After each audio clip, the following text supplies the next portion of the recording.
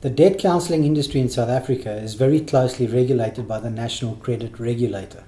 So once you've entered this process through one of the debt counsellors that are registered with the National Credit Regulator, you are in safe hands. It is, however, important to be on the lookout that you do not end up with a debt counsellor who might not be registered and requires you to pay the installments in cash, because then you might find yourself out of pocket and not on the way to financial well-being. It's important that you pay the monies into the account as designated by your accredited debt counsellor. That way you will be sure that your monies will be distributed by the specific payment distribution agency to your various creditors. So once your debt repayment plan has been negotiated with your creditors and you actually have a court order in place, you obviously need to start making your repayments.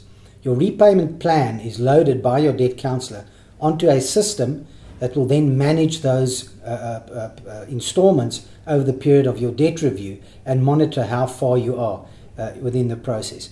This system will also generate statements for you on a regular basis to keep you updated as to where you are in the debt review process.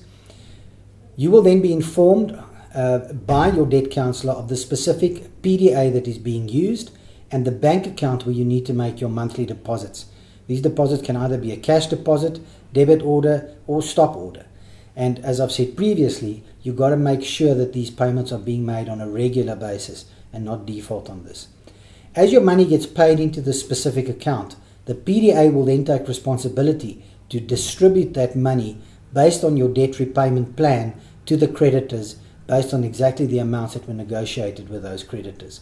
And this process then will continue for the period of your debt review, and as certain creditors get paid off, the remaining funds will then be redistributed to the remaining creditors to reduce that debt.